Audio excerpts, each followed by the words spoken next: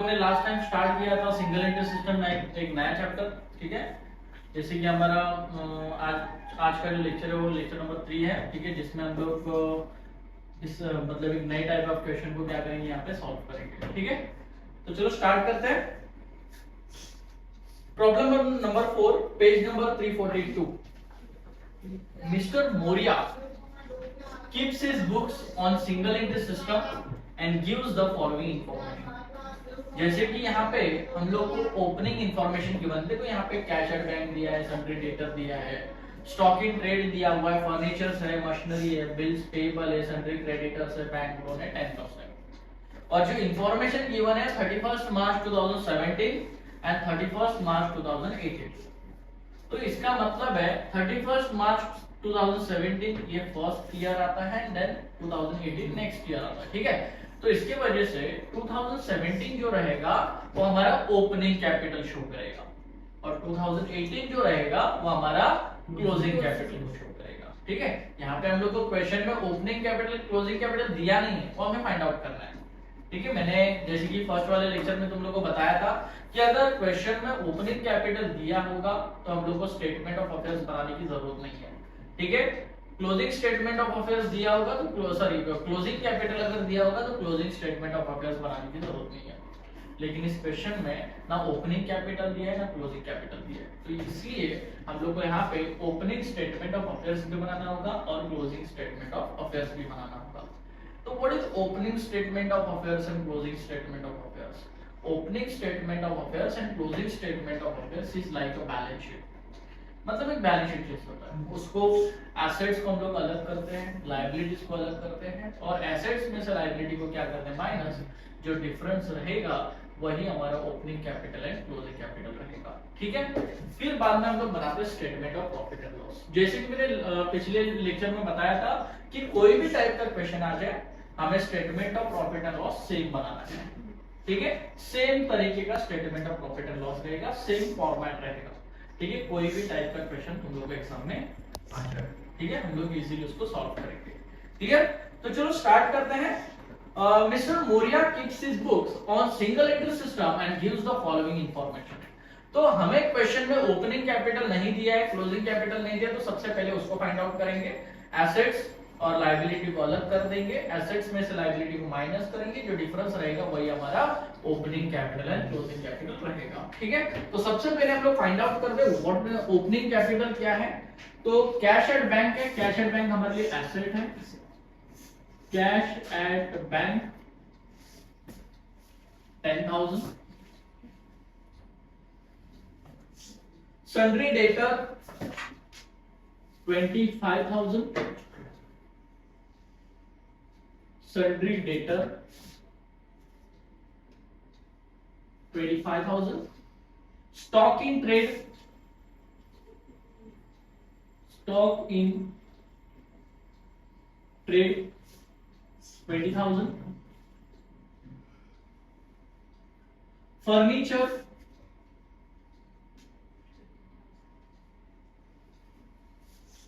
30,000, machinery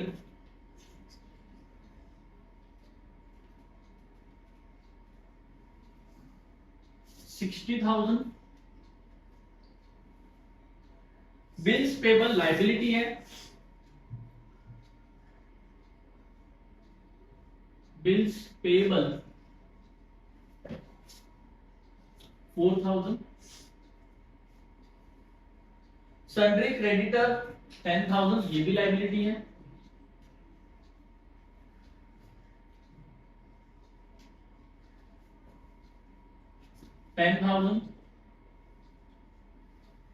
last one bank loan at the rate 10%। तो ये bank loan at the rate जो 10% दिया है एक हिडन एडजस्टमेंट है, उसको हम लोग statement of profit and loss में सॉल्व करेंगे, ठीक है।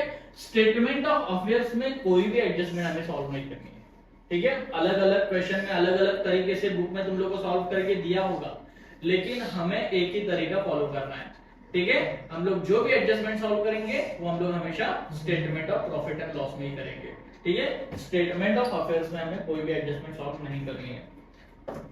Loan 10% per annum 4,300। फिर बाद में ये जो इंफॉर्मेशन दी गई थी 31 मार्च 2017 की थी।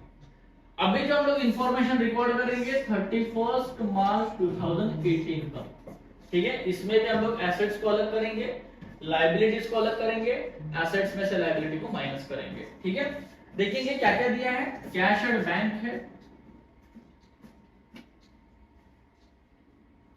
Cash and bank 40,000, sundry debtor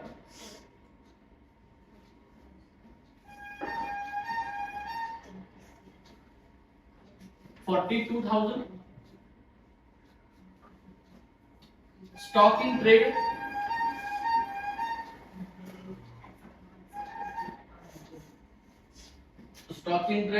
35,000,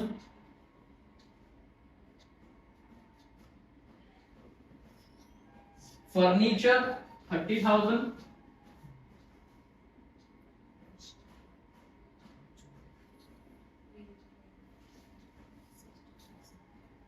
machinery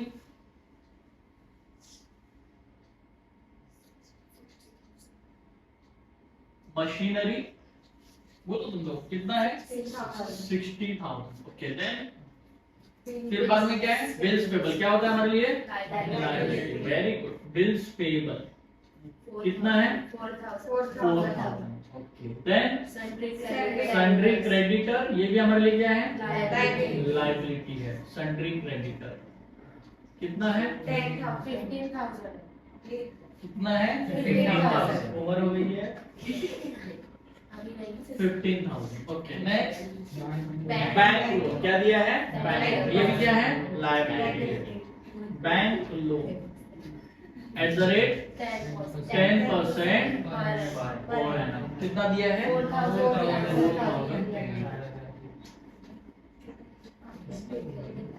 clear है।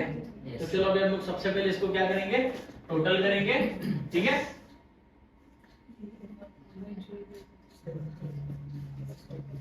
तो 10,000, 25,000, 20,000, 40, 30,000 एंड 60,000, इसका टोटल होगा 1,45,000। 1,45,000। सेम ईयर 1,45,000 में से 10,000 प्लस 4,000 14, 18,300 क्या करेंगे माइनस। तो अमाउंट रहेगा 1,26,700। 1,26,700 बराबर। इसको हम लोग क्या बोलेंगे ओपनिंग कैपिटल। बोलेंगे सर कैसे, क्योंकि ये कब का कैपिटल है 31 मार्च 2017 और ये कब का कैपिटल है 31 मार्च 2018। तो पहला ईयर कौन सा आता है 31 मार्च 2017 आता है। तो ये हमारा क्या रहेगा ओपनिंग कैपिटल। क्लियर है डन। ये हमारा ओपनिंग कैपिटल है। अभी हम लोग निकालेंगे क्लोजिंग कैपिटल। क्लोजिंग कैपिटल दिया है, इसकी टोटल करेंगे 40,000, 42,000, 35,000 प्लस 30,000 प्लस 60,000 2,07,000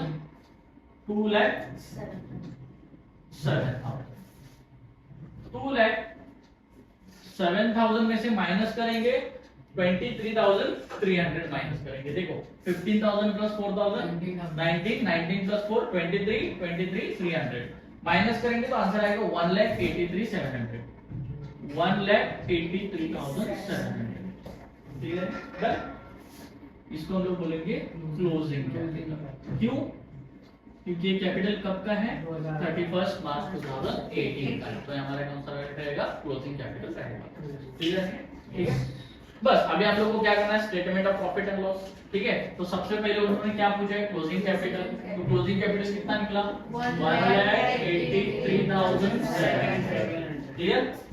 फिर बाद में हम लोग ने और क्या फाइंड आउट किया ओपनिंग कैपिटल। तो ओपनिंग कैपिटल कितना है 1,26,700।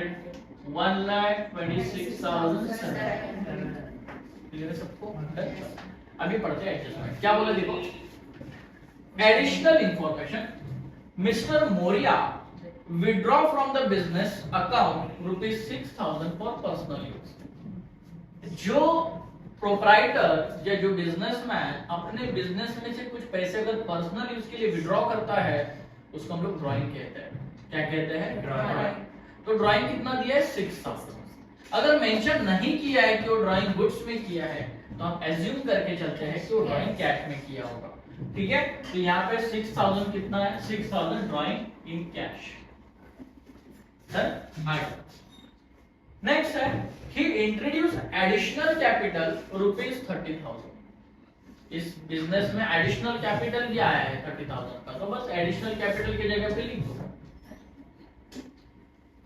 30,000। ठीक है, next depreciation is to be charged at the rate 10% per annum on furniture and machinery। यहाँ पे डेप्रिसिएशन चार्ज करने के लिए बोला। देखो अभी तक हम लोगों ने जिसमें जितने क्वेश्चन किए उसमें हम लोग को डेप्रिसिएशन मैंने नहीं सिखाया, बराबर। ठीक है, आज डेप्रिसिएशन कैसे कैलकुलेट करते हैं, ठीक है, और उसको प्लस करते हैं या माइनस करते हैं, ठीक है, ये बताऊंगा। देखो सबसे पहली बात, अगर कुछ इनकम हो रहा है, अगर इस प्रोप्राइटर को कुछ इनकम हो रहा है तो statement of profit and loss में क्या करेंगे? प्लस। अगर इस प्रोप्राइटर को लॉस हो रहा है तो statement of profit and loss में से क्या करेंगे? माइनस। अभी सर कैसे पता चलेगा कि हमें इनकम हो रहा है कि लॉस हो रहा है? सिंपल सी बात है, एसेट्स अगर हमारा बढ़ जाएगा तो प्रॉफिट हो रहा है, एसेट्स अगर हमारा कम हो जाएगा तो लॉस हो रहा है। एसेट्स तो प्रॉपर्टी होती है, अगर प्रॉपर्टी अगर हमारी बढ़ रही है तो क्या हो रहा है? प्रॉफिट। प्रॉपर्टी अगर कम हो रही है तो क्या हो रहा है? लॉस। सिंपल सी बात, बराबर। लायबिलिटी में, लायबिलिटी मतलब क्या होता है? कर्जा, ऑब्लिगेशंस। अगर लायबिलिटी बढ़ेगा तो कोई बिजनेस को अच्छा लगेगा क्या? नहीं, तो ये क्या हो जाएगा? लॉस। मतलब जब लायबिलिटी बढ़ेगी तो कंपनी को क्या होगा? लॉस, बराबर। और जब लायबिलिटी कम हो जाएगी तो कंपनी को क्या होगा? इनकम, बराबर। तो वही करना है हम लोग को। अगर हमारा लायबिलिटी बढ़ रहा है मतलब लॉस हो रहा है, लॉस हो रहा है तो statement of profit and loss में से क्या करेगा? माइनस, बराबर। ठीक है, अगर लायबिलिटी कम हो रहा है तो कंपनी को क्या होगा? प्रॉफिट। तो statement of profit and loss में क्या करने का? प्लस। सेम एसेट्स, एसेट्स अगर बढ़ रहा है तो कंपनी को क्या होगा? प्रॉफिट। तो प्रॉफिट होगा तो क्या करने का? प्लस, बराबर। और अगर एसेट्स अगर कम हो रहा है तो एसेट्स अगर कम हो रहा है तो कंपनी को क्या होगा? लॉस। लॉस क्या करेंगे? माइनस। समझ में आ रहा है? आई होप कि सबको समझ में आ रहा होगा। क्लियर? अभी बताओ डेप्रिसिएशन प्लस करते हैं माइनस करते हैं? कहां से माइनस करते हैं? एसेट्स, बराबर। डेप्रिसिएशन किसके ऊपर चार्ज करने के लिए बोला है? फर्नीचर एंड मशीनरी ना। तो फर्नीचर एंड मशीनरी हमारा क्या? एसेट है, बराबर। तो उसके ऊपर हम लोग को अगर डेप्रिसिएशन निकालना है तो डेप्रिसिएशन क्या हो जाएगा? माइनस हो जाएगा, मतलब एसेट्स की वैल्यू क्या हो जाएगी? कम हो जाएगी। तो बताओ statement of profit and loss में हम लोग प्लस करेंगे कि माइनस करेंगे? माइनस करेंगे। समझ में आ रहा है? क्लियर है सबको? तो देखते हैं किसके ऊपर बोला है। Depreciation is to be charge 10% on furniture and machinery, मतलब फर्नीचर के ऊपर 10% एंड मशीनरी के ऊपर 10%। तो सर अभी कौन से वैल्यू के ऊपर डिफरेंट, क्योंकि हमारे पास दो दो फर्नीचर है, यहाँ पे भी फर्नीचर लिखा है, यहाँ पे भी फर्नीचर लिखा है, यहाँ पे भी मशीनरी लिखा है, यहाँ पे भी मशीनरी लिखा है, बराबर। तो कौन से एसेट्स के ऊपर हम लोग निकालेंगे? ठीक है, देखो पहले फर्नीचर कितना था, अभी कितना है, चेंज हुआ क्या? तो 30,000 के ऊपर ही निकलेगा। समझ में आ रहा है? पहले मशीनरी कितना था, 60,000, अभी कितना है, 60,000। तो चेंज हुआ है क्या? समझ में आ रहा है सबको? तो यहाँ पे मैं एक वर्किंग नोट बना लेता हूँ। Working note number 1, 10% depreciation on furniture and machinery।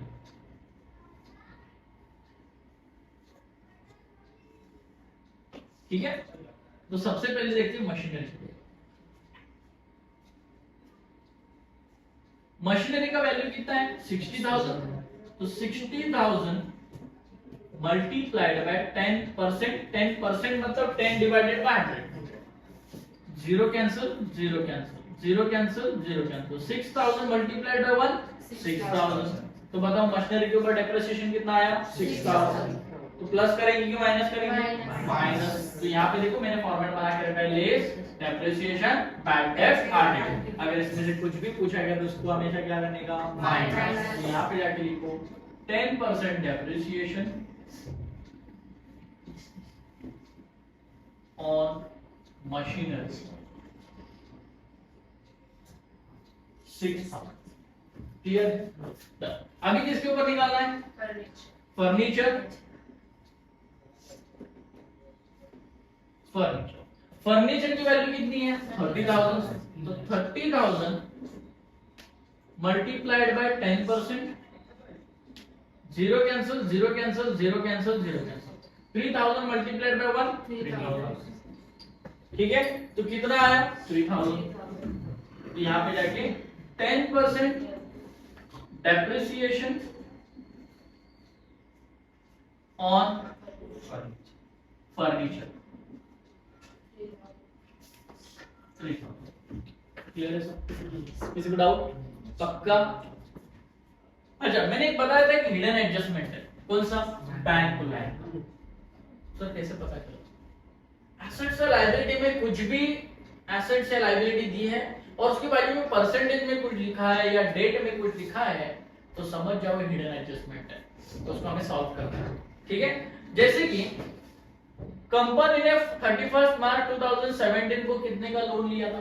4,300, जो अभी भी कितना है? 4,300 है, बराबर। ठीक है, लेकिन जब कंपनी ने लोन लिया है 4,300, जब रिफंड करने की टाइम आएगी तो क्या सिर्फ 4,300 ही पेड करेगी क्या? नहीं, तो साथ में इंटरेस्ट भी तो देना पड़ेगा, बराबर। तो हमारा कर्जा बढ़ रहा है कि कम हो रहा है? बढ़ रहा है, बराबर। लायबिलिटी क्या हो रही है? बढ़ रही है। तो लायबिलिटी जब बढ़ेगी तो कंपनी को प्रॉफिट होगा कि लॉस होगा? लॉस होगा। लॉस होगा तो क्या करने का? माइनस। समझा? क्लियर है? तो यहाँ पे working note number 2, 10% interest on bank loan. तो कितना लोन है? 4,300। 4,300 मल्टीप्लाइड बाय कितना परसेंट है? 10%। Zero cancel, zero cancel, zero cancel, zero cancel, कितना आया? 4। कितना आया? 4। जिसको क्या करना है? माइनस। बस माइनस में जाके लिख दो, समझ में आ रहा है? तो यहाँ पे जाके लिखो 10% इंटरेस्ट ऑन बैंक लोन। कितना? 430। डन? क्लियर? अभी हम लोग statement of profit and loss को खत्म करें। ठीक है, क्लोज कर। देखिए, गुड्स में तो कुछ दिया नहीं, तो 6,000 प्लस 0 कितना होता है? 6,000 होता है। ठीक है, अभी 1,83,700 में 6,000 क्या करना है? ऐड करना है। तो कितना हो जाएगा? 1,89,700। क्लियर है? डन। 1,26,700 प्लस 30,000, 1,56,700। ठीक है, और 1,56,700 को क्या करना है? तो माइनस करना, मतलब इसको क्या करेंगे? माइनस करेंगे। क्लियर है? तो देखो कितना आ रहा है? 1,89,700 माइनस 1,56,700। तो 700 में से 700 गया 0, देन 9 में से 6 गया 3, 8 में से 5 गया 3, 1 में से 1 गया